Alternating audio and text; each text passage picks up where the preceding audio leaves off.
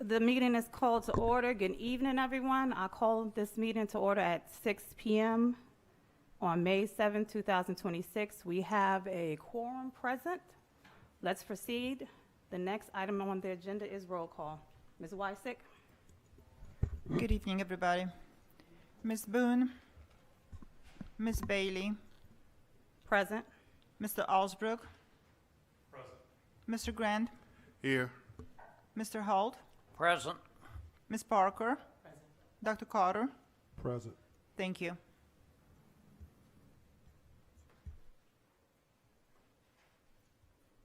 Madam Chair, I move to approve the agenda as presented. We have a motion Second. and a second. Any discussion?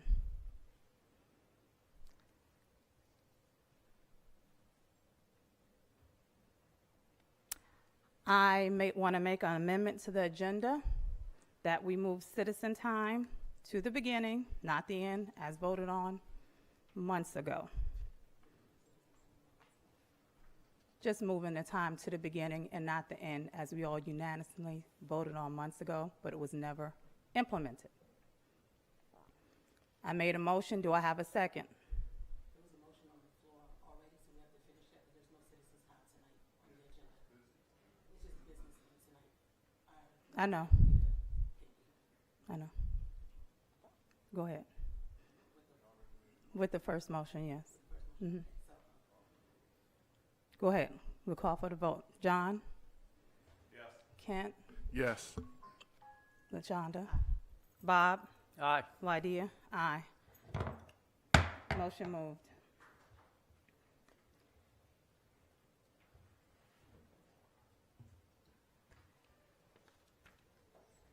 Next, we will have the superintendent's report.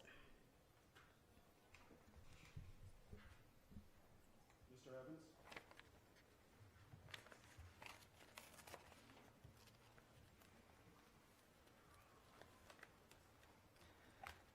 Good evening, Dr. Carter, members of the school board, employees, and families.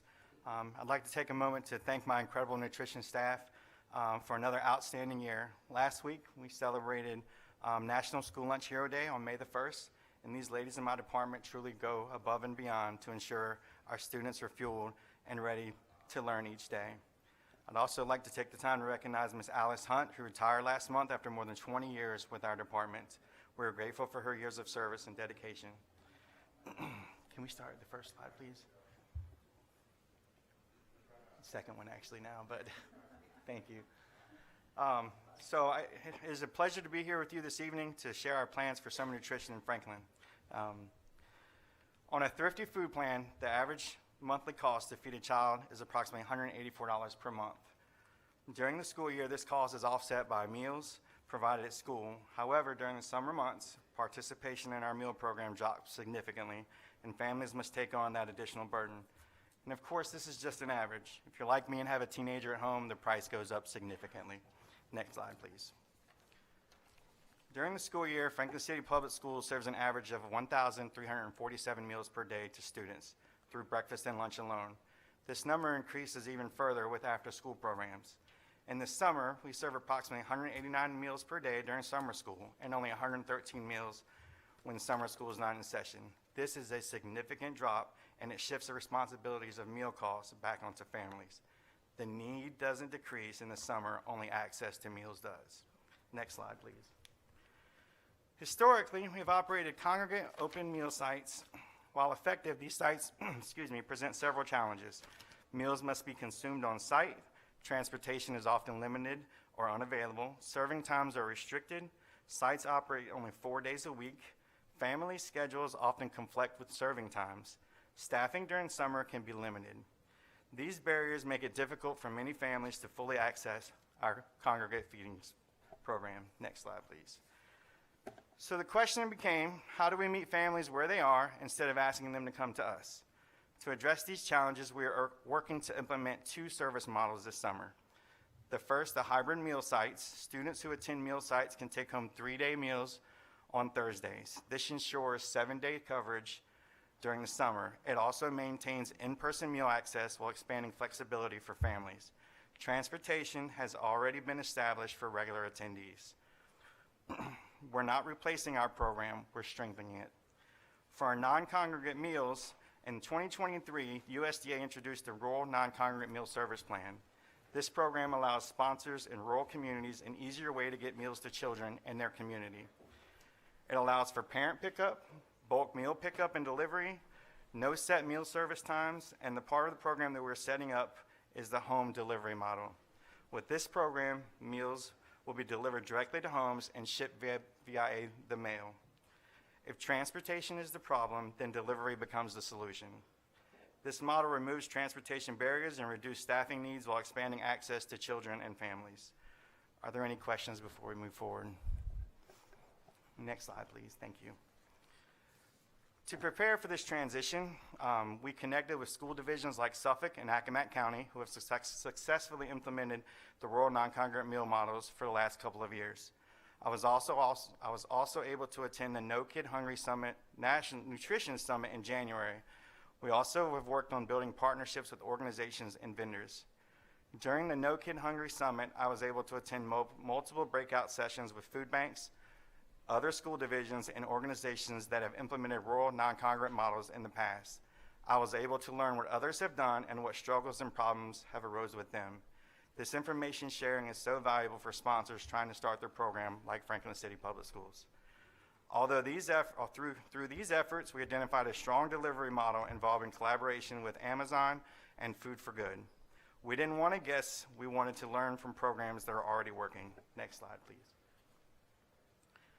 Summer 2026 plans, home delivery model. Parents, as of this point forward, can now sign up for home delivered meals. The first box will be delivered the week of June the 8th, with the final box delivery being around the week of August 17th.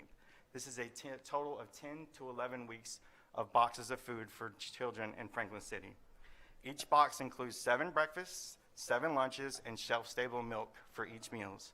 Meals will include a menu for direction and clarity.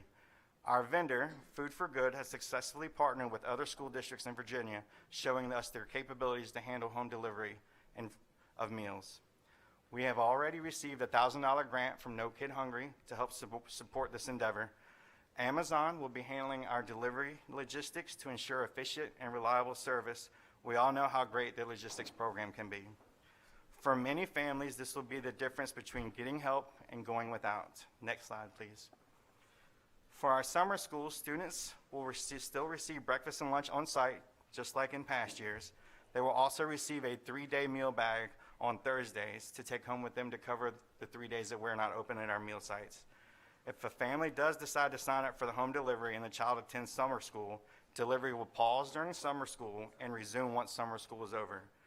We will coordinate with school administration to prevent duplicate services. Next slide, please. For our hybrid meal sites, our updated hybrid meal sites will offer continued operation of in-person meal sites. Children will also receive the 3-day take-home meals on Thursdays. We will also coordinate with community organizations that we're already serving meals to ensure students are not receiving duplicate meals across these programs. Families who rely on our sites will still be supported, just with more flexibility. Next slide, please. To maintain program quality and accountability, random boxes will be inspected. USDA meal requirements have already been verified. Delivery tracking will be monitored through Amazon, and parent feedback will help ensure quality after delivery. Next slide, please. Boxes that we offer family will be shelf-stable meals, safe for home delivery or outdoor drop-off, offer discreet packaging, and include 2 microwavable meals per week. Next slide, please. This program will help increase the number of children receiving meals, help family manage rising food costs, improve tracking efficiently through vendor partnerships, allow nutrition services to invest funds into program improvement. When children are fed, families are stronger, and our schools are stronger because of it. Next slide, please. In closing, as of this point forward, we have a capacity to deliver 800 meal boxes this summer. If you have a child between the age of 1 and 18, I encourage you to sign up. Information is already available on our website and social media platforms. As of 4:30 this afternoon, we have a total of 293 children that have already signed up to receive boxes this summer. At the end of the day, this program is about one thing, making sure no child in Franklin goes hungry when school is out. Thank you, and I'm happy to answer any questions that you may have.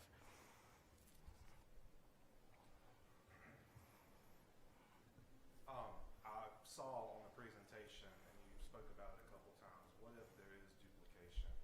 I know you mentioned that there would not be any duplication or it will be addressed, but how do we plan to address duplication? So we're going to do our due diligence first and foremost. So we already know the kids that are going to be signed up for summer school.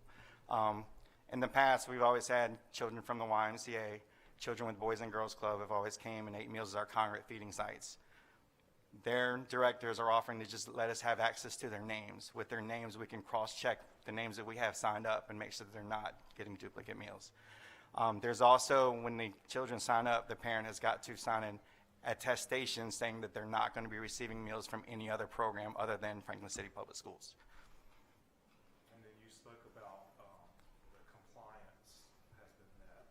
Can you speak on the compliance and what that looks like? So for USDA reimbursement, which is where all of our funding comes from the nutrition department, the USDA funding says that we've got to serve certain components with our meals, with every meal. This being a meat alternate, vegetable, fruit, grain, and milk. So I have already gone through all of the meals that we're planning on ordering in our boxes, and everything that we are ordering is already compliant with USDA regulations. I guess my last request, well, my last comment, excuse me, would be in regards to, I know it says something about shipping milk. Are they including cold packs or anything? They'll keep food cold? Or? So all of this food is all shelf stable. And in fact, I have, if the board would like, I actually brought samples tonight. So at the end of the meeting, if you'd like to see samples, I don't know if anybody's ever seen the backpack program that the food bank helps us with some of the kids. So a lot of this is the same kind of food that they're getting with the backpack program. So this food can sit in somebody's side of their house for the next 2 months. The expiration date on these is mostly the grain. It's cereal, crackers. That has like a 60 to 90 day shelf life. So technically every box that we deliver will have at least a 60-day shelf life. I'd like to see it. Yep, sure can.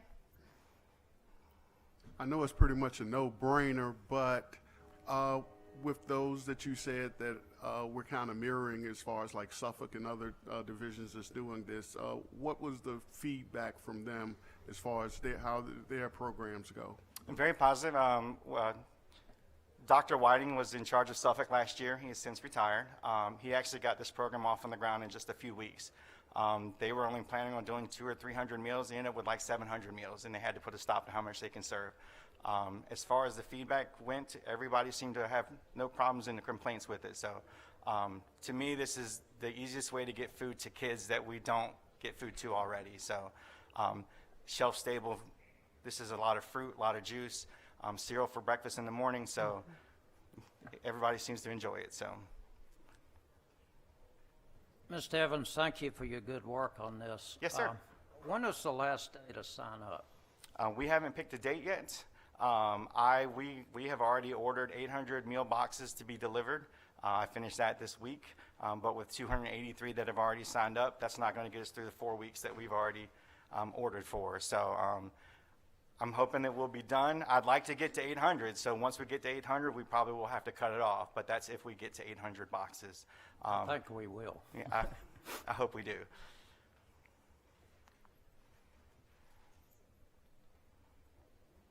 Anything else? Thank you, Ms. Evans. Thank y'all very much.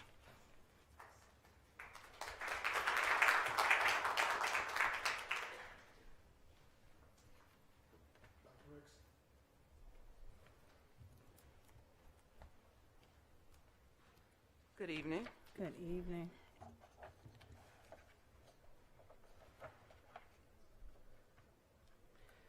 All right. I will be presenting on our pre-camp scholars program for tonight. Next slide. All right, so Camp Foundation, in partnership with Franklin City Public Schools, has granted the senior cohort of 26 a full scholarship to complete a post-secondary pathway into an associate's degree or a certified industry certification through Camp Community College. As you can see, the criteria for all of our students there, they have to meet attendance, They have to attend the first semester. They have to meet those attendance requirements. We have academic interventions in which they have to at least have a 2.0. We also have the category of discipline, which they have to keep a decent track of discipline and as it pertains to suspensions. And we also have a drug testing component for this scholarship. And as you can see, the data from the 25 year compared to the students receiving interventions for 2026, I wanted to point out that, as you can see from the previous year, we had 4 students receiving intervention support for attendance. 4 students receiving, for attendance. And then this year, we had 0 out of the 38 students receiving no interventions for attendance. Academic interventions, you can see we did have 1 student that was below that 2.0 that we had to work with an academic plan of support. This year, we've had to work with 3 out of those 38 students. Discipline interventions, as you can see, 2. It was 2 last year that we had to work with, and this year we had 1 student. Far as drug testing, as you can see, we had 21 out of 40 students that needed support with drug testing, and we had them in programs, and we had to support them through that year. This year, we had 2 out of 38 students receiving interventions for drug testing intervention, and that's something to celebrate and give a hand for. We've also have students where they have to volunteer or work. So we have some students that work part-time, some volunteer through JROTC and other programs within the community.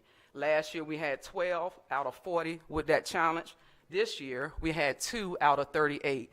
So again, we have a tremendous gain there. And you can see in green the percentage of students receiving those interventions from 26 and compare again to the interventions that were received last year. Next slide. So as we move forward, congratulations. Franklin City Public Schools is proud to announce the nomination of 35 students from the senior class of 2026 for the Camp Foundation Full Scholarships. And we have a total of 81 students prepared and ready to graduate, and out of 81, 35 is receiving a full scholarship. And again, that is something to celebrate. And as you can see, this year, of course, last year we had 33 students. This year we have the 35 students.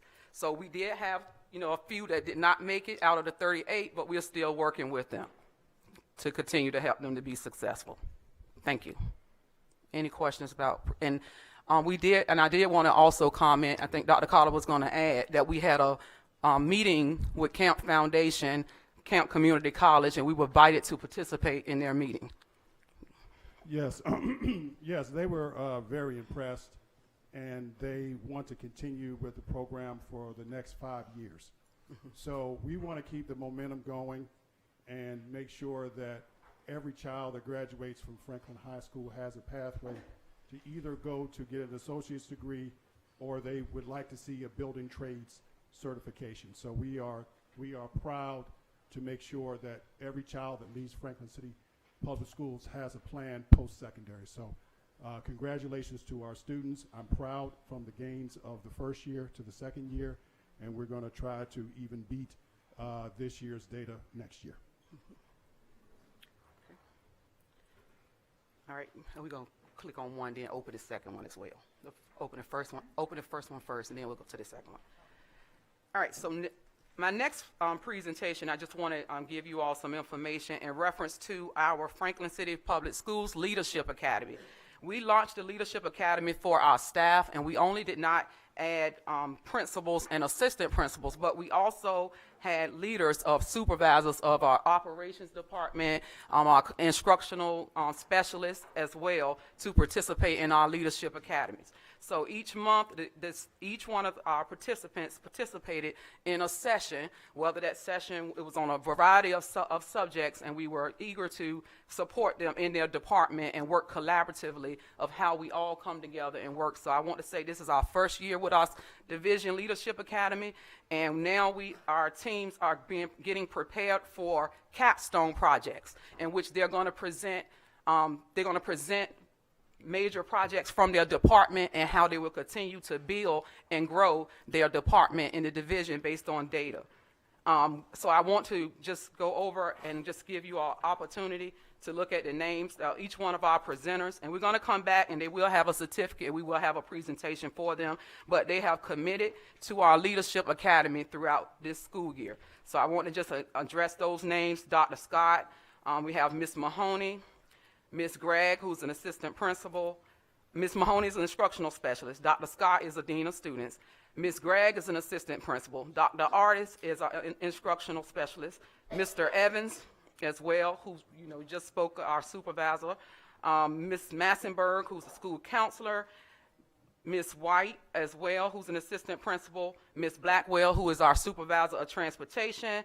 Ms. Langley, who is our supervisor for our custodians. And Mr. Pullen, who's our supervisor for our maintenance department. Go to the next presentation. That's one group. And then on the other flyer, we have also Dr. Ian Ricks, who's assistant principal. Mr. Hayes, who's the dean of students. Mr. Jackson, who's the assistant principal. Mr. Austin as well, who's our curriculum specialist over math. Mr. Hicks, who is our curriculum specialist over history and social science, and also Dr. Manley, who's the lead administrator over our Clear Choice program.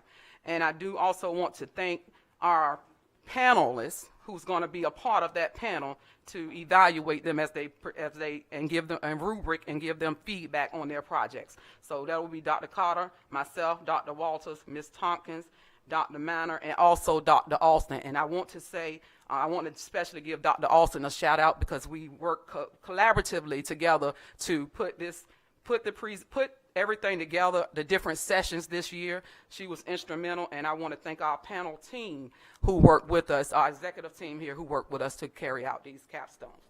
So we will have that session June the 8th, and the other session will be May the 15th. Any questions? That's it. Thank you, Dr. Ricks. Ms. Tompkins.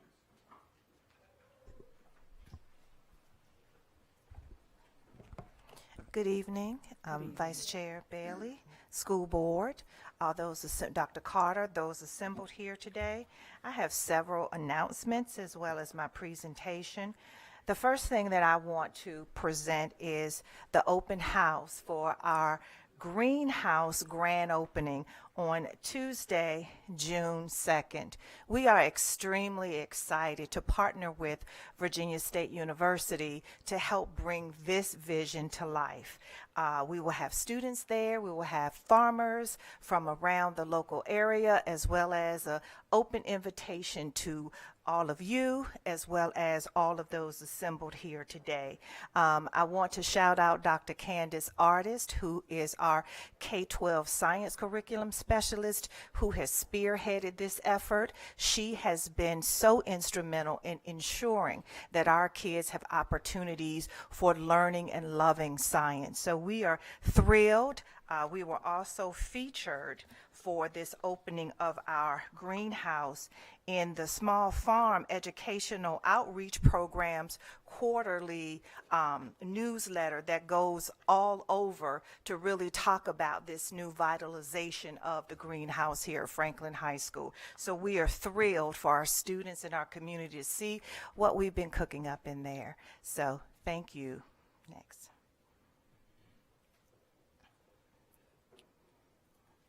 So my next announcement is it is now time to purchase new math textbooks. We have a committee, and we've been looking at textbooks. So we have 3 that we want to get some feedback from the community, from parents, anyone, including students, have the opportunity to click on these links. Is on our website as well. Both events are on our website. So anyone can click on the links, provide us with feedback, and we're hoping to make some decisions for board approval in June. But, and if you also want to see some of the hard copies, we have a set at JPK in the parent engagement room, as well as at SP Morton in the parent engagement room. So feel free to stop by any of those sites when the buildings are open to take a look, but also everything you need is on this flyer and accessible with the click of a button. So we hope that you will take advantage of that. We're looking for a K through high school adoption. And all textbooks are purchased from state-provided textbook funds. Okay? And my next presentation is to review, if we could go to the beginning, Ms. B. Thank you. To talk about our instructional calendar for the 26-27 school year. It is our hope that we will get a finalized and approved calendar tonight. And I'd like to just highlight some of the instructional components of the importance of an instructional calendar. I did a little bit of research on the purpose of having a calendar. It's good for strategic planning. That's how we can determine how to pace out our curriculum, how parents can plan for either targeted vacations when they know their students will be out. It is a part of the enhanced engagement where we're able to offer more personalized as well as highly engaging, better quality instruction. It provides for testing because as the state changes its testing window, we need an instructional calendar so that we are able to allot the appropriate time. It keeps us informed so we know when students are in school as well as when they are out of school. Next slide, please. The need for change. We need additional professional development time for our teachers. As standards change, as expectations change, we are, Ms. Stratton and I are going to be meeting with the Virginia Department of Education on Tuesday to talk about the changes to the new performance framework. So they have some proposed changes that are coming out and going to the Virginia State Board of Education for a vote in June. So we want to make sure that we are keeping up with what's happening and that our calendar provides us the information we need in order for us to adapt to those changes. Improve academic gains. So when students are in school, we know that they get a better quality of education. We need more time for hands-on and interactive learning. They have social emotional benefits, as well as we have the opportunity for more remediation and enrichment opportunities for students during the school day. The 3 E's. We have to ensure that our students are prepared for enrollment, employment, and enlistment. So ensuring that they have more time in school gives them and us more opportunities to provide them with those things that they need to make sure that they are prepared for graduation. Next slide, please. So, we have other programs that our students participate in within Franklin City Public Schools that are all on a 5-day instructional plan. We have students that go to the ARGS, the Appomattox Regional Governor's School for the Arts, Plan B, CSEP, Camp Community College, workforce development, as well as Virtual Virginia. And all of these programs operate on a 5-day per week schedule. And even if we have increased wellness days, we still have to provide transportation to these students to these programs. We also need to work to be in compliance with the Virginia Preschool Initiative. Currently, we had a monitoring visit, and we're out of compliance because we do not offer a full 5-day program. So reducing the number of wellness days gets us closer to meeting those requirements, because there could potentially be funding implications if we do not follow what the guidelines say for the Virginia Preschool Initiative. We are currently asked to write a corrective action plan on how we plan to fix this for the 26-27 school year. Yes. Is that something that just newly changed, or has that regulation always been in effect, and we're just now trying to make changes to come into compliance with it? So all I can say is most preschool programs are 5 days a week. Because we just had a monitoring visit, the monitoring visit measures where we are based on the rules that exist now. So I've asked the question, they've had this program where we had, wellness days for a while. And what we were told is, even though we meet the 990 clock hours, we are still out of compliance with the 5-day per week. That was the answer that we received. And basically, trying to develop this new schedule, is that actually going to meet the regulations? Because I heard you said it's going to put us closer to. I didn't hear you say it's going to put us in compliance with. It won't. But at least we are showing that we're moving closer to meeting the regulation. So once we write the corrective action plan, then we will get their feedback as to what that means moving forward. And last question. Mm-hmm. Do you recall, maybe you weren't here just like I wasn't here, but do you recall why they originally developed the Wellness Fridays? What was the whole purpose behind Sir, that? I was not here during that Carter, time. do you know? That was an initiative from the former superintendent. And at that point, there was no Enrichment Fridays. So I brought it to the board at that time as interim superintendent to get rid of the wellness days. And it did not pass. So they said for me to come back with something different. So I came back with Enrichment Fridays, and so therefore parents could come to, anyone who wanted to enroll in those days could go that Friday.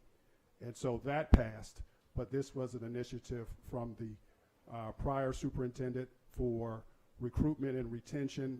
Back then it was at 67%, but now through the last 3 or 4 years, it's been between 88 to 92% retention over the last 3 or 4 years. So we feel that we're in pretty good shape in regards to stability, and now is the time to go ahead and be in compliance with what VDOE has asked us to do. But part of the reason that we may be in good shape is because of the implementing of that program, though, correct?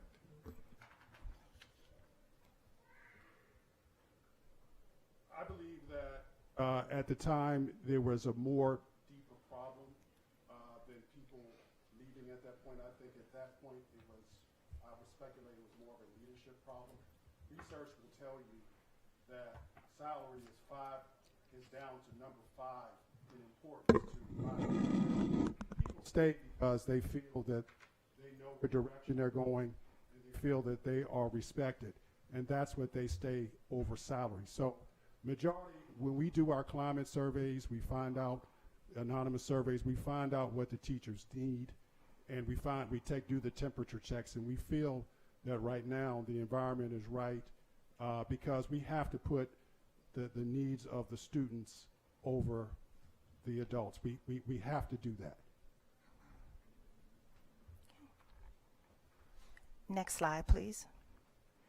So one of the things that we want to do with the reduction of Wellness Fridays is to put a team of teachers together so that we can talk about what is it that we can do with this additional time.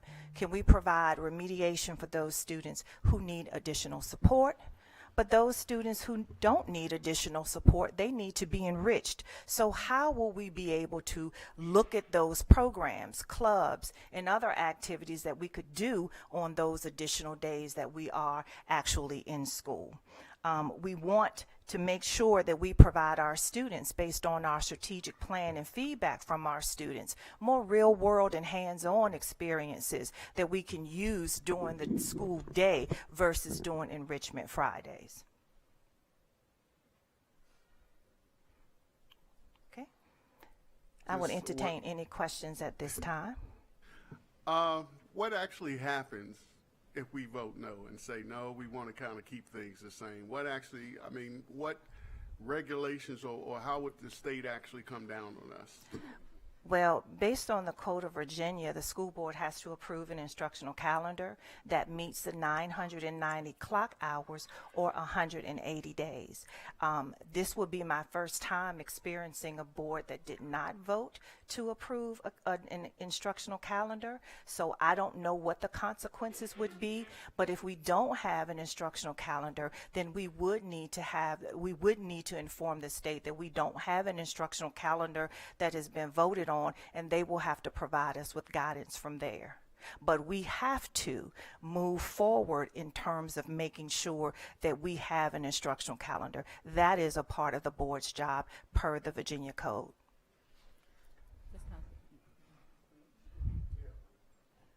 Would we possibly lose any funding if we do not approve this calendar as well? The only place that we could potentially lose funding right now, because like I said, I don't know what the other consequences are, but I do know about the Virginia Preschool Initiative, that we could potentially lose funding. And in this community, not having the money that we need for preschool would be catastrophic.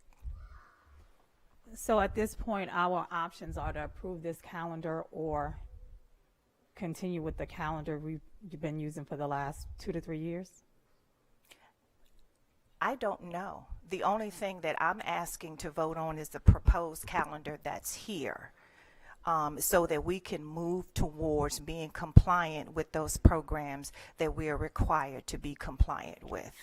If we do not vote for that calendar, our other option until then is to continue with the calendar we have. I would defer your question to Dr. Well, Carter. then you have to change dates and all of that. Correct. So we would have to go back and do another calendar rewrite and revision. So I will defer to Dr. Carter for any questions about that process. Dr. Carter, if we do not approve this calendar, it will go back to you and you will revise it like Bob said and present a new one? If we do so, I would prefer that we have 2 board members so that we make sure that we have board input so this could get passed. Understand. Just wanted to know the options. Thank you. Can we see the calendar? Yes. Ms. B, can you please pull up the calendar? It's in your books. That's the same calendar that was presented 3 other times before. Is that correct? Yes. Ms. B, is that the same calendar that was presented 3 other times? Thank Yes. you.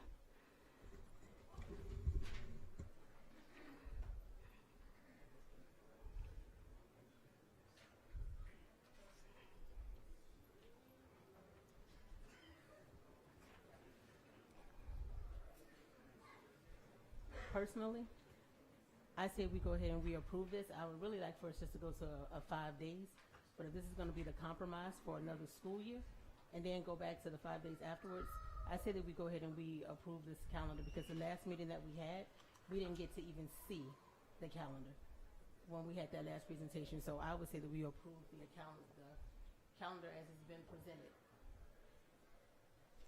Are you making a motion? Yeah, let me go ahead and make that motion. I make a motion that I move that we approve the 26-27 school calendar as presented. I'll second. Any discussion? Yeah, I mean, the hesitation with me is because I know the parents have pretty much, the majority of them wants this to happen with this new calendar, but the staff that has reached out to me, they're very much against this, and I can understand why, and that's the dilemma. Like I told you in the past, Dr. Carter, I don't bring issues to to this table because of my own. It's because of what's being brought to me, and I have to actually ask the questions based off of that. And I think that's the biggest concern, because if you have disgruntled employees that are working on a schedule that they definitely don't approve of, I think that's going to show. I think that's going to actually hurt the whole educational process. Mr. I Grant, received- if I can add something to that, when I looked at this calendar, teachers actually will have 12 days off within what's in the calendar. That includes the wellness days, plus 1 full week for for Thanksgiving, a full week at spring break, and 2 full weeks at Christmas. When I looked at calendars from the surrounding areas, they don't have all of that time off. So if we have disgruntled folks who would leave us and they go to another school division in the surrounding areas, they're going to go to 5 days per week without the days that we have here. And one of our responsibilities is, although we want our teachers to be happy, we are going to have to take into consideration what is best for students, because your instructional calendar is built around there. So they have 12 days that are already embedded in this calendar where they're off, plus 4 weeks off that are already embedded in this calendar. So if we had to compromise, I would think that what we have presented is fair, especially when I have looked at 5 additional divisions who all have a 5-day per week calendar, but they also don't give all the additional time off for the holidays that we are giving off here. So I would really ask and encourage the board to strongly consider what is best for students as we talk about this calendar, because that's who we have to base this calendar on, what is best for them. And I definitely,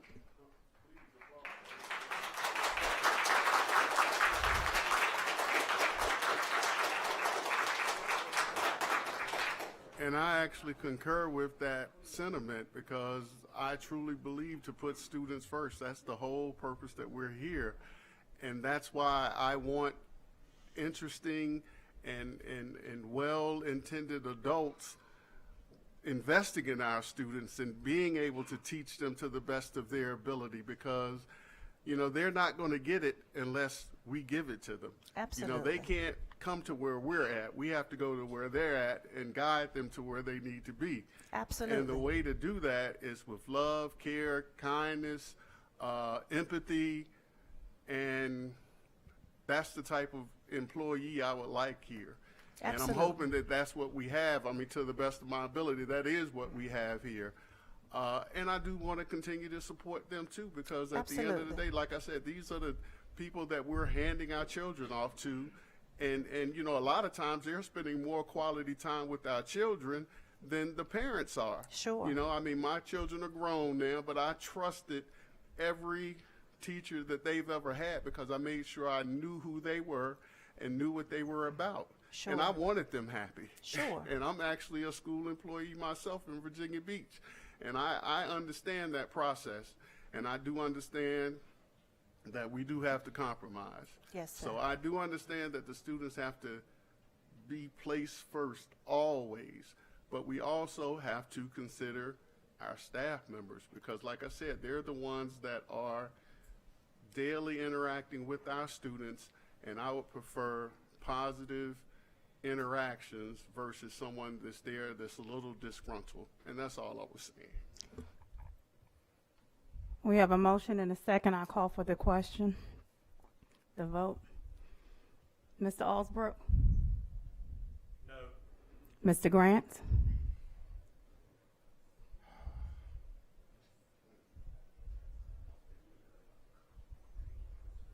I'm going to have to say no.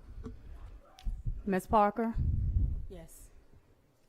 Yes. Mr. Holt, yes. Ms. Bailey, no. Motion is not carried.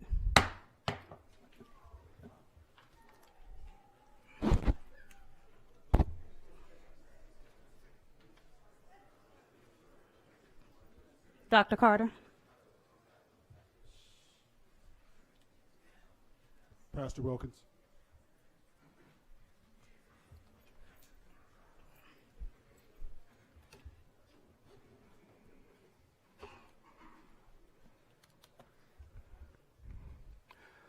Good evening.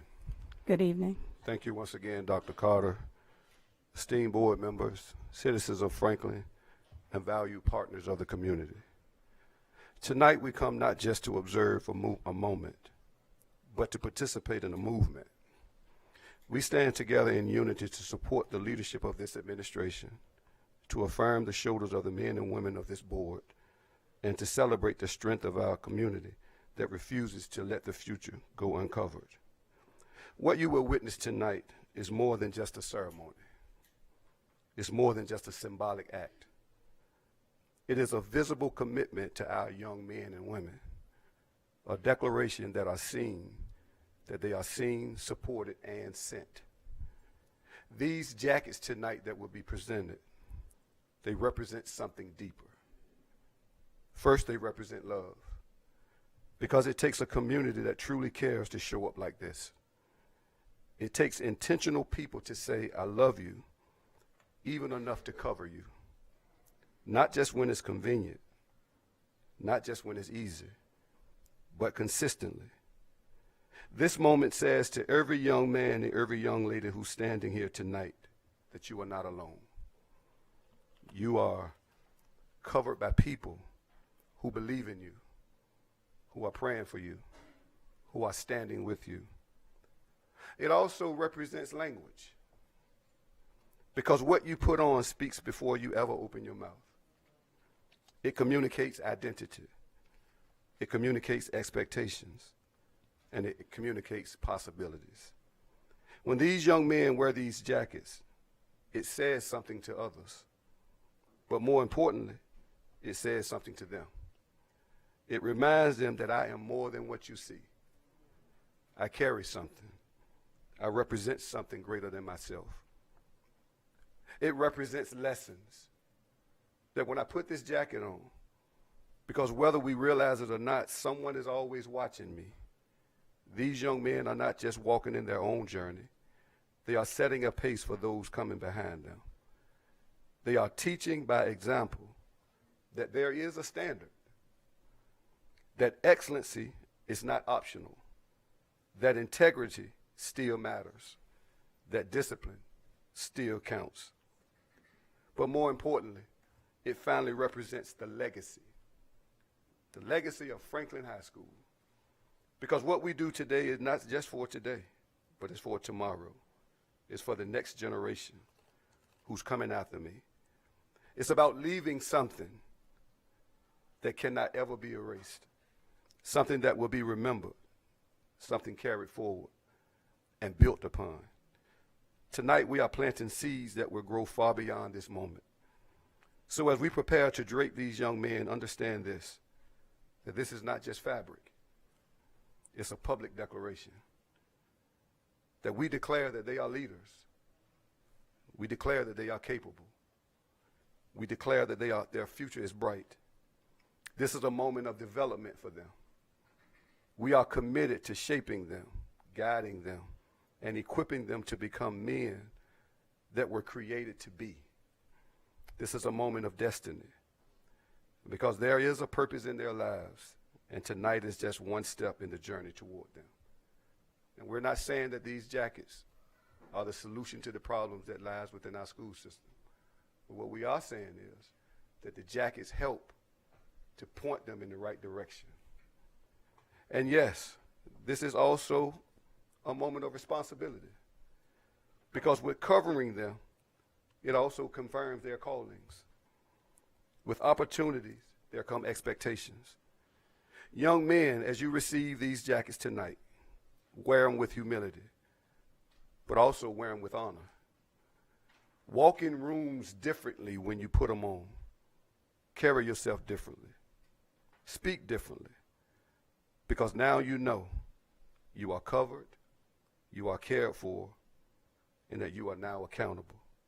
So ladies and gentlemen, tonight with great pride and great expectations and with great belief in what lies ahead for these future leaders, we want to present to you these young men and women who represent Franklin High School school system. So we're going to ask the men and the women who have sponsored and contributed to this moment that if they would have the honor of draping these young men which shows solidarity with partnership within the community and the community standing together with Dr. Carter as well as this school board. So at this time, we're going to ask if Dr. Carter could come and drape the first young man. Following this, each one of these partners will drape the young men. We're going to move in a real quick pace because there's a special presentation that we want to do. Our ultimate goal is to partner with the school system, but more importantly, to impact the lives of this next generation. They need to see who their village is, and tonight they will get a glimpse of seeing that. So Dr. Carter, if you would mind draping this young man with his jacket.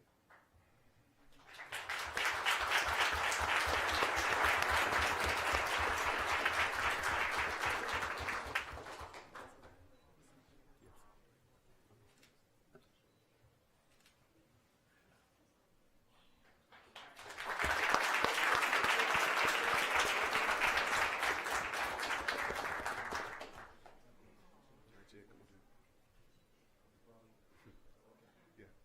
Thank you, sir. Can we get a photo up?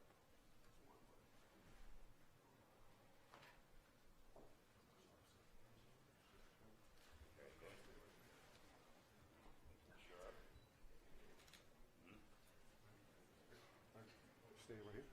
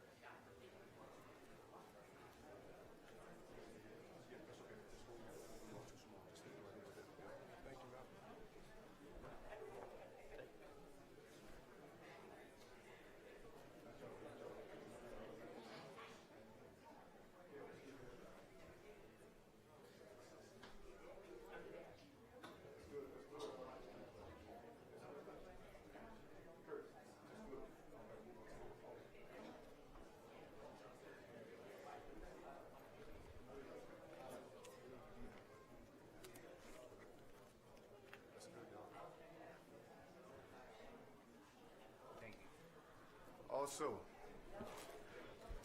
as these young men wear these jackets, wherever they may go, these jackets are not for the football team only. These jackets are for the entire school. So when football season is over, the football players would take the jackets off and retire the jackets. Basketball season will have access to them. Basketball season's over, soccer team have access to it. We want our men and our women to look the part as they represent the school system. So it's not favoritism as if it's for the football team.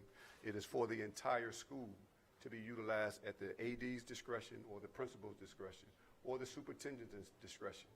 But also, we just did not want to present them with jackets. If you notice, we gave them baseball caps because we want them to dream. We want them to feel like their name will be called in the NFL draft someday, some year. All of these jackets have been tailored fit. They're not store-bought. We actually had Mr. Philip Michaels himself and his team to come and tailor fit each one of these young men. It did not cost the school system a dime. It came from men and women of your community, from organizations, because they believe in the future, in the legacy of the next generation. That's why we call them legacy jackets, because they're leaving something behind. But more so than that, we also wanted to present them with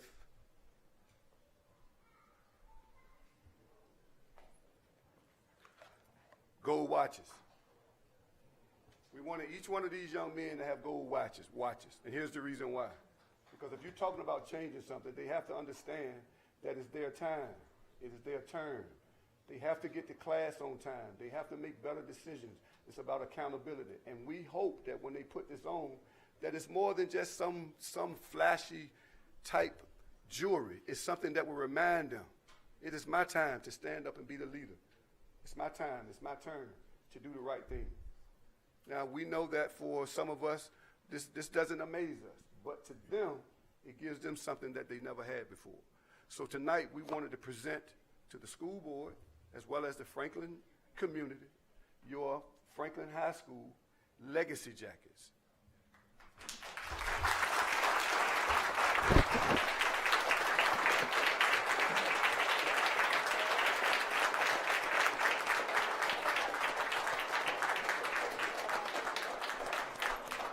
And also for my next presentation, all I need is about 6 or 7 minutes. For my next presentation, we didn't want any other sport to think that the football team or basketball team gets all of the acknowledgement or recognition. For we know that Franklin High School's wrestling team have actually been in the trenches for years and have made major strides and accomplishments with very little recognition. So tonight, we wanted to recognize Coach Bull and his wrestling team, but we also wanted to present the wrestling team with a keepsake. And not only that, but we also wanted to celebrate them. There is a wrestling belt that we have ordered that was supposed to be here tonight because we wanted to give them a wrestling belt, something that they could hang up on their wall and be proud of. Now that is expected to reach us Tuesday. So Coach, on Tuesday, the wrestling team will be receiving a belt. But also, tonight, I'm going to ask the wrestling team to come up because we have another presentation for you as well. So the wrestling team, if y'all would come up.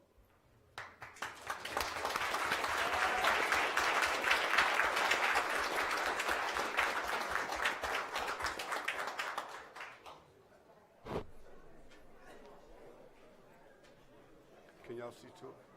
We wanted to present, Dr. Carter, we wanted to present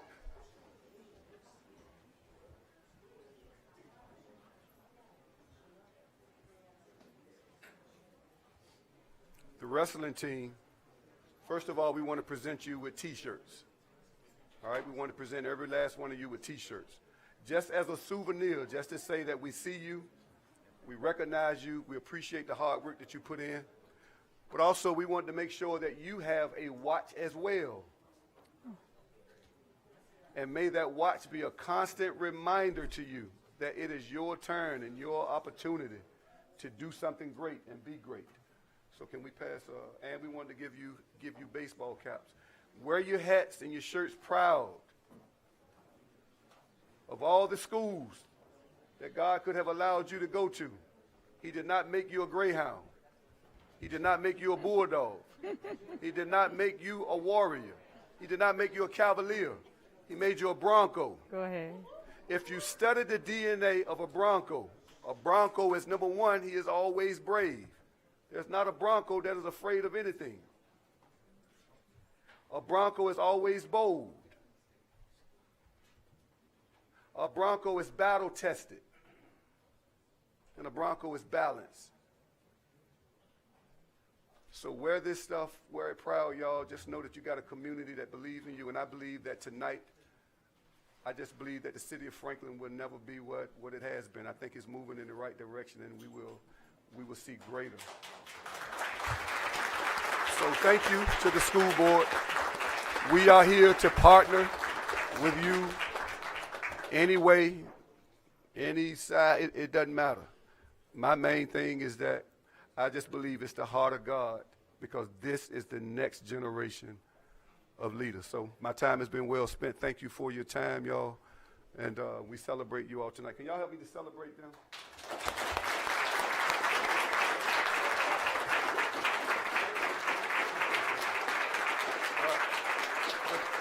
Before we go, y'all three. Hey, y'all three. Y'all three, come on. Yeah, come up here. We do not want any of our students leaving without being draped, y'all. So again, I'm going to have the honor of draping these young men.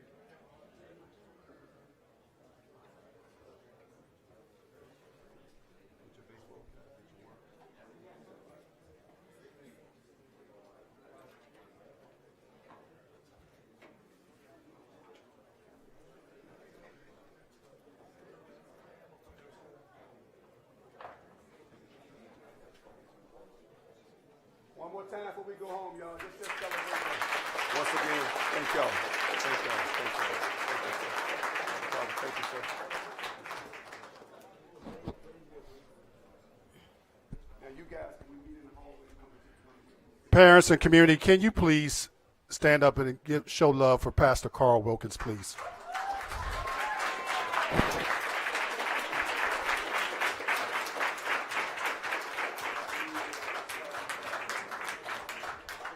Pastor Wilkins could be anywhere, but he chose Franklin.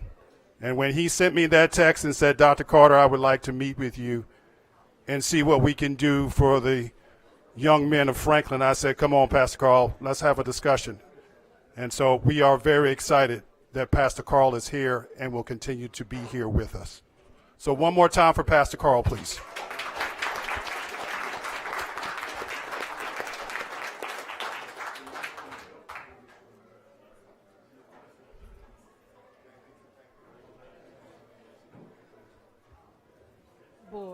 Board, I know they're trying to get out and get situated so they can take their pictures, and all that good stuff.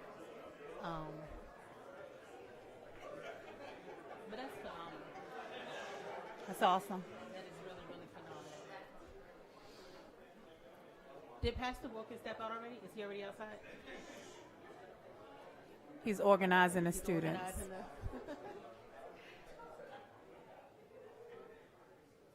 Pastor Wilkins?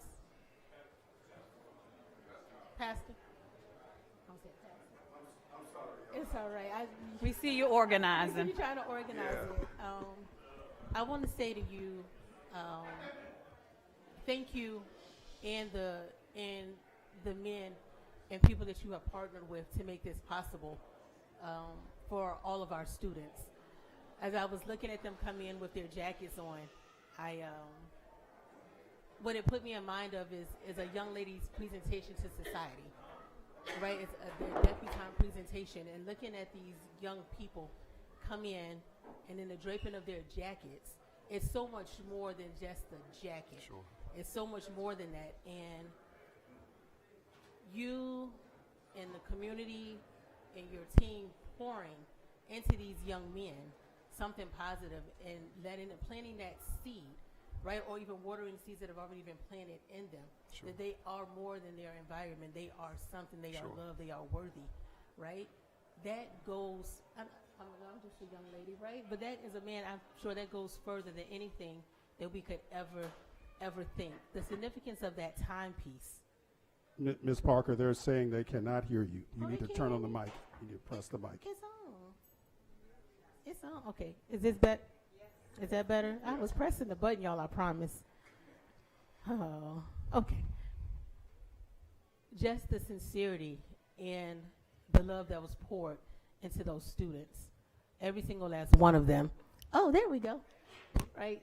There's so much hope and encouragement that they are more than where they come from, more than just their environment. And I was saying that that timepiece is so significant. You, as a gentleman, understand the significance of that timepiece Sure. that we can't really explain. You understand? Sure. So these things that they are being taught, they're not for naught. There was a plan, there was a design, Sure. and there's a path to walk, and you're walking it, but you're building legacy here. Every single last one of those students that just got a jacket that you even personally draped so that they were not left out, everyone who received a timepiece or whatever it is that they had, to some people, you're right, it's just a timepiece.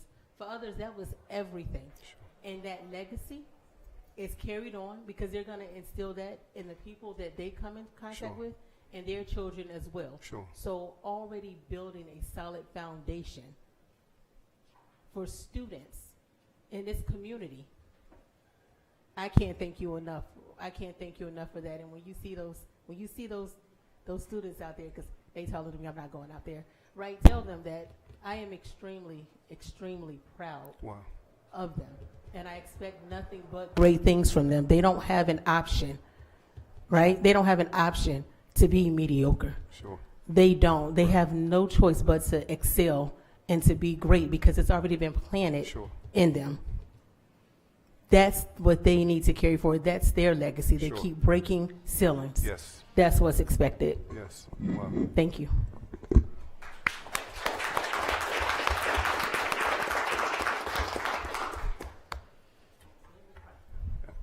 Am I released? I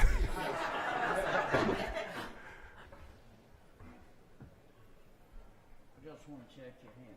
Thank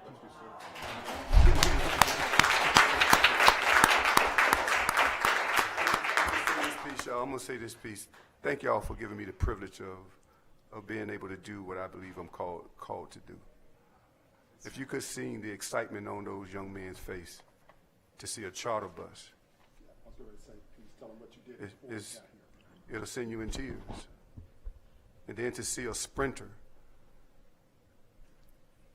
I mean, that it's the little things that mean the world. And I'm hoping that tonight when they go to bed, that they believe and they dream that there's a group, there's a committee, there's a board that want to see the best for them. So again, thank y'all. Thank you, Dr. Carter, and this amazing board, you know. I'm praying for y'all, you know, and I believe we can bring about change, y'all. And I got to say this, and I'm easing out. I'm a preacher. This is the last door on this message. Now, I'm not saying that what we did tonight is the answer, y'all. But what I am saying, it's another step in the right direction. I close on that. Thank you. Thank you. I just wanted to say, I know that all that you just gifted these students is Oh, my. but the best gift that I saw was these black men come in here and represent and show that guess what? We Wow. can be together for each Wow. other and do the things we need to do because we know what's missing in our community. Sure. And I'm glad you guys Sure. showed up, everyone showed up tonight to honor our students. Yes, you Wow. did. Wow. Thank you.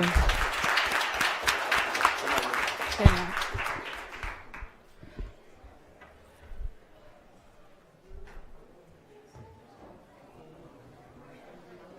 Dr. Ricks, do you want to, for the parent engagement? Dr. Ricks, parent engagement?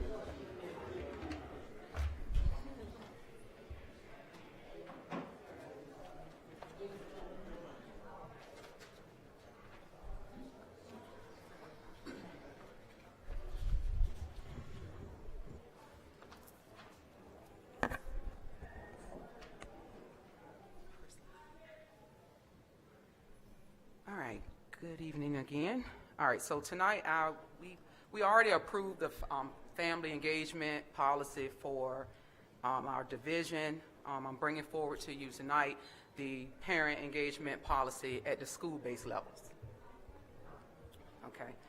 Again, we have to have a policy in alignment with our Title I funds. This policy must be joined with the school team and also with parents and community members. The parent and family engagement policy must contain information required, as you can see by section 1116 of the Every Student Succeed Act. So this is a policies that we must have in place for our schools. Again, those committees do consist of the parents, community, and also staff. As you can see, part one of each plan, you have school, parent, and family engagement policy plan. You have the parent collaboration. Annual meetings are hosted. They also offer flexible meetings in their policies where parents can participate virtually in some cases. Parent involvement, so parents are involved in that process. We also have a responsibility to make sure that information is released to our English learners, EL students. We provide information to all parents, so all parents have available and access to the parent resource rooms. Parents have the right to submit comments for improvement as they review the plan at the end of the school year. Part two is required shared responsibilities for high student academic achievement. Again, parents are part. We have ongoing parent-teacher conferences built in the calendar throughout the year. They have questions and sessions held in the parent resource room. We have increased with those this year. We have to identify what activities are allowable as far as expenses. We do have funding that supports our homeless students. We're able to buy them clothes that's within the dress code, so we can purchase clothes for them. We also can provide our homeless students with food as well, and other supplies and school supplies that they need. So we ensure regular two-way, meaningful communication. We have several ways we communicate. One of our division communications we do use our Google Meets at times. We also use Parent Square. That is a very popular platform that we have for communication. Building capacity for parents and staff requirements for engagement. So we constantly working with the parents and working with the community. Hosting, we have partnerships that come in from, we just recently had a partnership come in from the bank and also the community to share how to help our families financially as well, manage financial budget. Part three, we want to make sure that, again, all information is relevant and it can be translated in all key communications. We do have platforms where we have to release information in other languages, so we have that available. We offer interpretation and assistive services as needed. Sometimes students have specific devices or technological devices that's needed, and it may be in line with their IEP or 504, and that goes with the next part, dealing with the disabilities. We make sure that we're flexible in outreach. We know in this community, even though we use electronic forms of communication, we also have a family engagement team that goes and school counselors that go knock on doors. They work with Berkeley, the Berkeley apartments area. They work with the Dorchester managers and things like that. So they're hands-on. We're going to where our kids need that support at. Okay, so this is the adoption process, which is basic. School-based policies and procedures have been developed and revised jointly. Again, this includes parents, staff, and our community members that participate in our Title I program.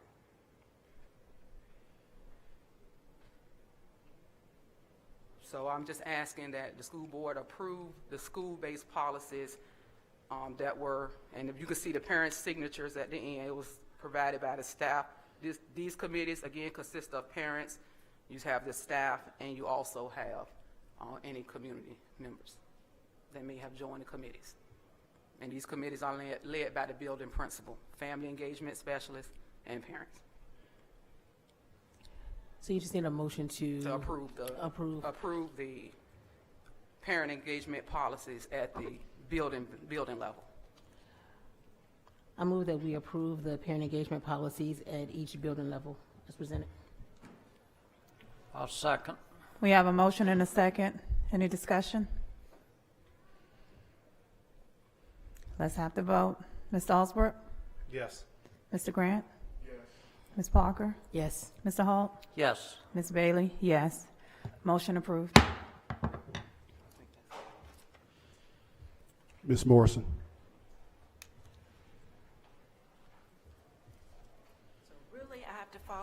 speakers with a finance report? Okay. If we could start with the, and Adam, the last speaker too, so. If we could start with the salary increase proposal. At one of our previous meetings, we had a suggestion made that it might be beneficial to have an outside consulting firm to come in and review our salary structures and the local market competition. So I'm going to present a proposal for a comprehensive compensation study for Franklin City Public Schools. And it is to remain competitive and ensure that it is equitable and assure that it's sustainable over time. The purpose of the study is straightforward. We want to ensure that our salaries are competitive within the market, and we also want to evaluate internal equity across positions. It includes identifying potential salary compression issues, modernizing our classification structures, and also developing updated salary scales that reflect current market data. Ultimately, we hope the study will provide clear, data-driven recommendations that support both fair compensation and long-term budget planning.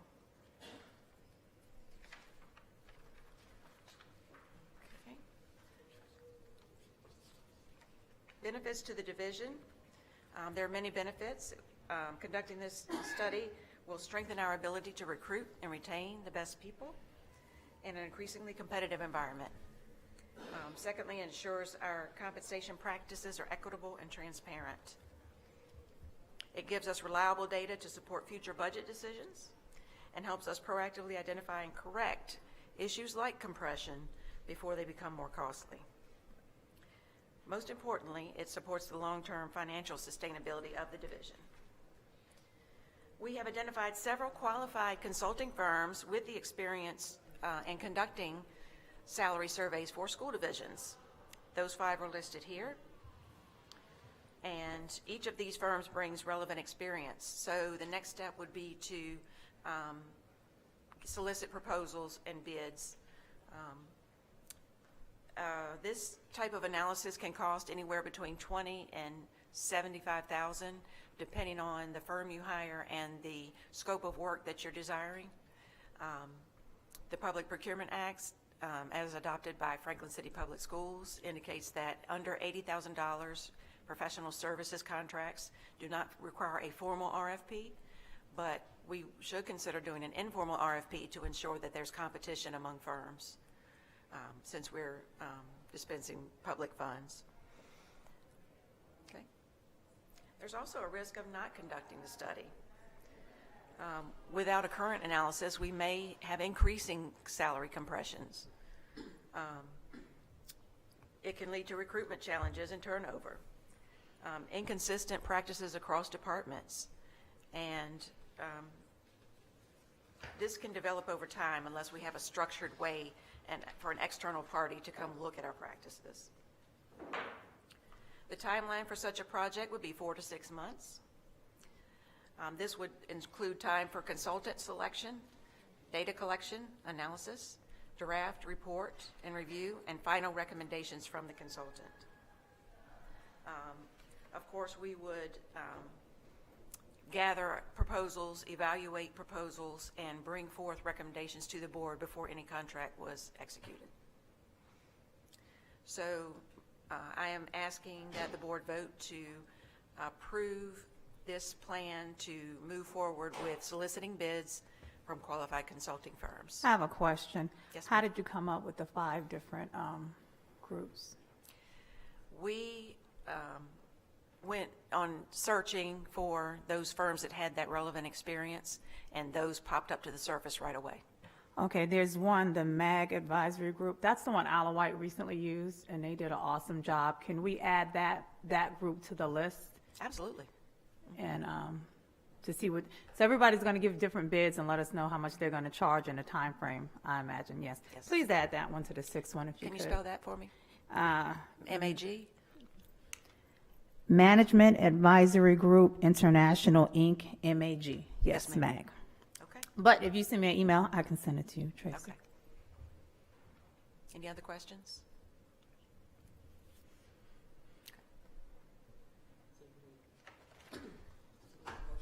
So we need a motion to let her continue to research it. Well, I move that we accept the salary increase proposal that we have submitted with the inclusion of the MAG group that you want them to review. Repeat the motion? I'm confused. It's the salary, so it's for the salary increases and stuff? It's right here. Yeah. For the, I'm reading just like it's on the paper, okay? yes, To include MAG Incorporated, is that what that's it? comprehensive study to include MAG to the list of 5. So I move that we go ahead and move forward with the proposal for a comprehensive compensation and salary equity study to also include MAG. MAG. We have a motion. Anyone second? Any discussion? Let's have the vote. Mr. Alsbrook? Yes. Mr. Grant? Yes. Ms. Parker? Yes. Mr. Hall? Yes. Ms. Bailey? Yes. Motion passed. Thank you for your attention.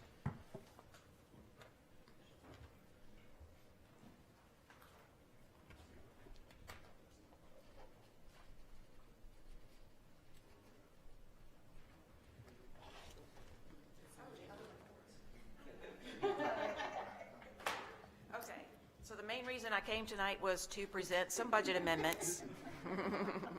You need to bring hats and coats and watches. Whoa, I can't follow them. I really can't.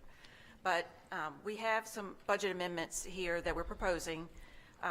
Since the city has voted to approve the 2025 budget amendments, we can move forward with moving our grant balances forward into 2026, and that's what this amendment does. The format has been changed at the request of the city. So this is actually the resolution that would go to the city council. They would review it and approve it and put it on their agenda. So we would be increasing the budget by 1.1 million, and that represents existing grants where we received grant awards in previous years, and we still have remaining funds to spend before the deadline, and we're bringing those balances forward, and this would give us the appropriation authority to spend those funds. So I request that the board move to approve this budget amendment as presented. I move that we approve Budget Amendment 2026XX. We have a motion and a second. Can we have discussion first? We're good. I'll second that. Any discussion? Yes. Dr. Carter, do you have something that's on your mind, sir? Anything you want to share? Okay. Do you want to elaborate on that, sir? No, sir. This is a board meeting. We will be professional. This is a board meeting. We will respect the board. Is there any discussion about the amendment from the board? We have a motion and a second. There's no discussion. Let's have the vote. Mr. Alsbrook? Yes. Mr. Grant? Yes. Ms. Parker? Yes. Mr. Holt? Yes. Ms. Bailey, yes. Motion passed. Thank you. The second one has already been approved by the school board. This was just to accept some new grants. And you can see the $20,000 increase in the right-hand column. I'm including this again because City Council has not seen it, because we couldn't really indicate what the beginning budget was until we moved our grant balances forward. So that one's already been approved. Next one.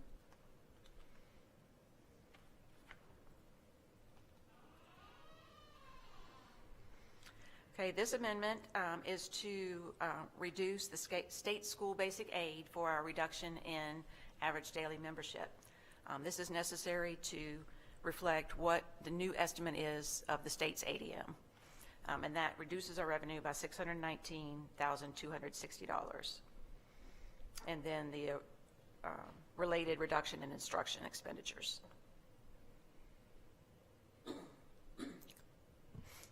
I'd like to request that the board approve this as presented. I move that we approve BA 009 FCPS reduce fiscal year 26 state aid revenue for ADM decrease as presented. I'll second. We have a motion and a second. Any discussion? Let us have the vote. Mr. Alsbrook? Yes. Mr. Grant? Yes. Ms. Parker? Yes. Mr. Halt? Yes. Ms. Bailey? Yes, motion approved. Okay. The very last one, I promise I'm done after this. Okay. So this budget amendment is to accept a $300,000 extended school year startup grant, and we received that grant in full, in cash, in March. So this would be the budgetary authority to spend. I would like to have the board vote on this amendment. Right. I move that we accept BA 010 FCPS accept extended school year fiscal year 26 grant as presented. I'll second. We have a motion and a second. Any discussion? Let's have the vote. Mr. Alsbrook? Yes. Mr. Grant? Yes. Ms. Parker? Yes. Mr. Holt? Yes. Ms. Bailey? Yes. Motion moved. Unless there's any other questions, I promise I'm done. I can't recall which, bless you. I can't recall which board members asked or requested, but it was something dealing with an itemized version of the budget that we're supposed, I guess, vote on soon. Yes. Is that still being worked on? Yes, sir, absolutely. When will that be available? As soon as we get the final state budget, which is being worked on now, I think it's being held up for a couple of issues that they can't seem to agree on, but that should happen in June. We should get a budget by June 30th, for sure. And DOE usually puts out the revised estimates at sometime in June. So at that point, we can make this year's books correct, and also we can set up next year's budget with more certainty. When you do prepare, Tracy, can you make it extremely more itemized? We've been noticing that ours is quite vague as compared to the other localities. It's very vague. So could you make it extremely descriptive Yes, and ma'am. itemized? Thank you, ma'am. My predecessor, I think, had made it very descriptive, and so when I came here, I kind of condensed it a little bit, but I can also expand it. Thank you. Thank you. Thank you, Ms. Morrison. That's it, Ms. Bailey.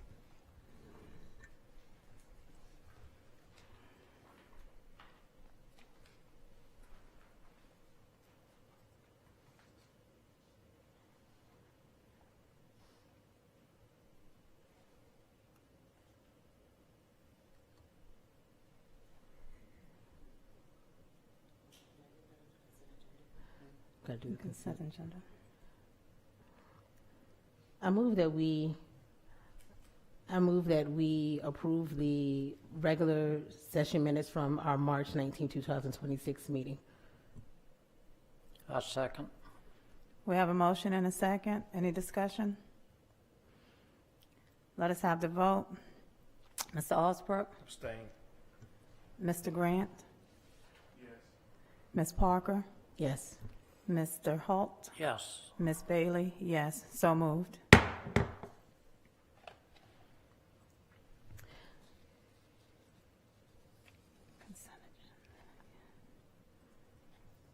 I move that we approve the minutes from the April 2nd, 2026 meeting.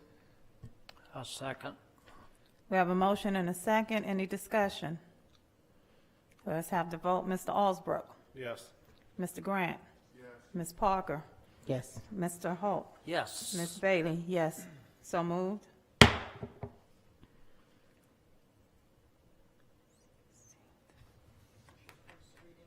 The next, yeah.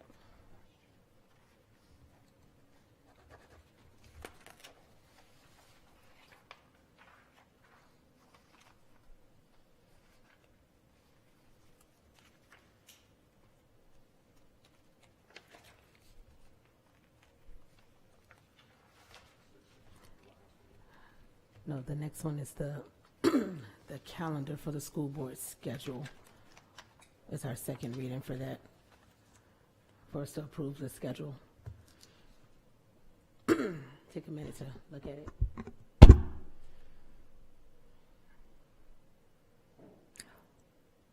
Who worked on a schedule? I did, in collaboration with Ms. Morrison. With the school board meeting schedule? Did you get any feedback from the board members? At the first reading, we did not hear any comments, so I did not. This is my first time seeing it. Okay.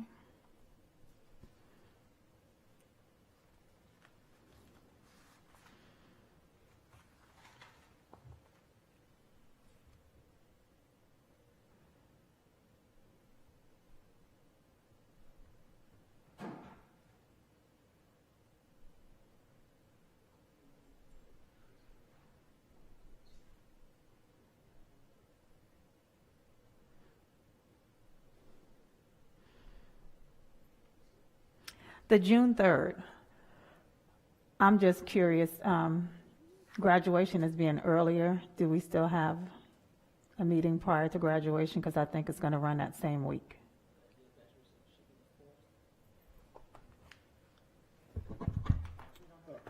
We don't have a calendar, ma'am.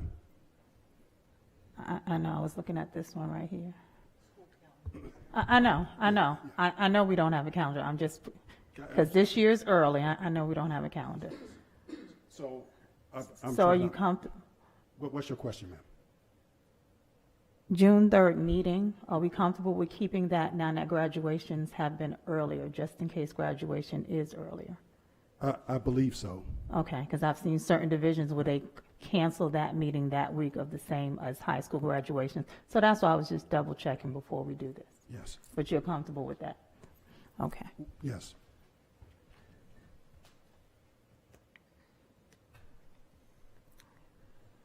So I move that we adopt the 2026-2027 school board meeting schedule as presented.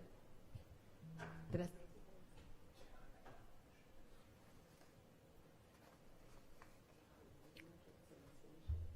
In discussion. We have the motion. Do we have a second?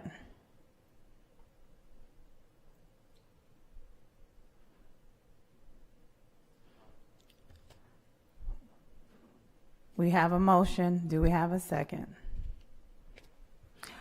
Motion has failed. I was about to say, I'll remove my motion. I'd like to make a motion to table this until we have a calendar in place for the school year. We have a new motion. Do we have a second? And a second. Any discussion? I do. So how long is that going to be? Because this pretty much gives you the entire outline for when your meetings are going to be for the rest of the year. So how long are we going to put off the calendar? Because we need to get both of these things approved. To our next meeting. So the May meeting. Yes. Okay. Okay.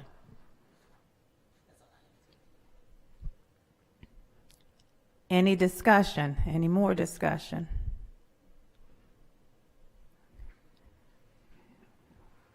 Let us have the vote to table the decision on voting on this calendar. Mr. Alsbrook?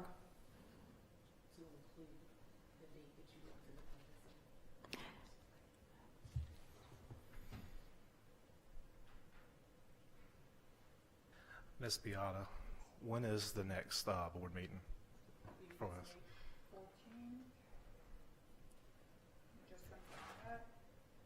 We can always change this. I mean, this doesn't mean it's locked in stone for the whole year. Bob, what are you suggesting? Okay. Thank you. I'm suggesting, excuse me. Did you ask me? Yes, yeah, I did. I don't see why we couldn't approve it as written, knowing that we can change it. Because nobody seconded the motion.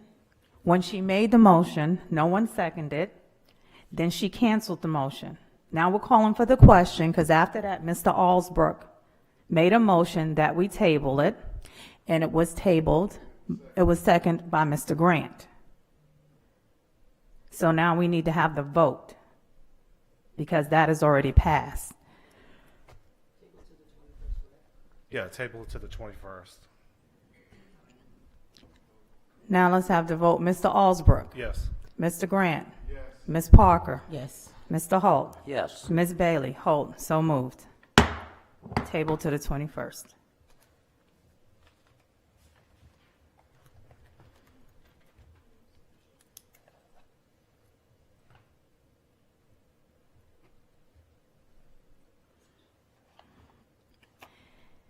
In accordance with 2.2-3711 of the Code of Virginia, I move that the Franklin City School Board enter into a closed session to discuss, evaluate matters related to new hires, supplemental employment, promotion, demotion, resignations, terminations, and resignations rescinded by staff pursuant to Virginia Code Section 2.2-3711A1.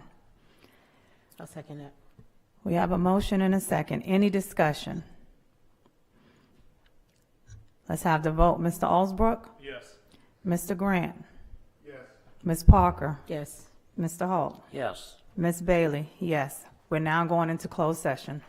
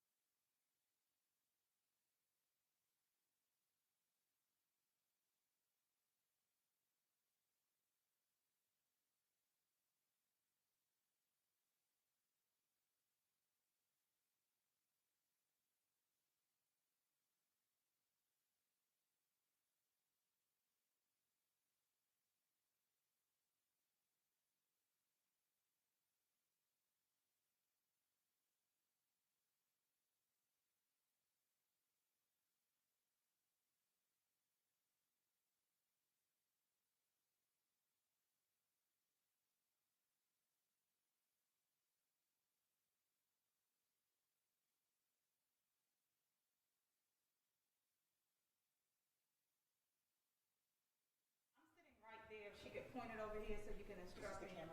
Oh, you see me, Daniel? Please keep me instructed, since this normally does not happen, I'll need to follow your instructions. Yeah, I would continue to, I would advise you continue to adjourn. You don't have a quorum. Because we keep shrinking when we come back out of closed session.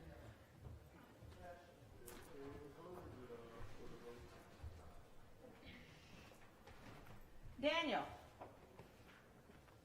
how can we vote on certifying, how can we vote on closing coming out of session?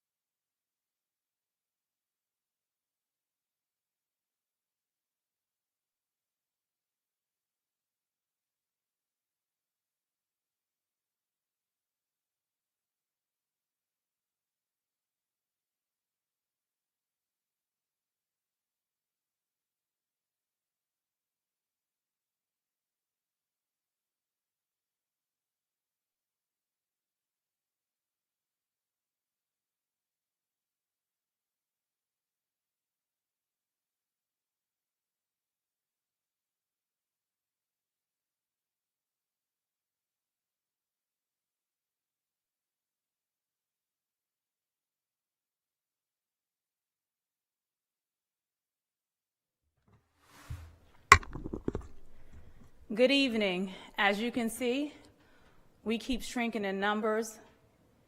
Some of us on this board do take our duties and responsibilities that our city council appointed us to do seriously.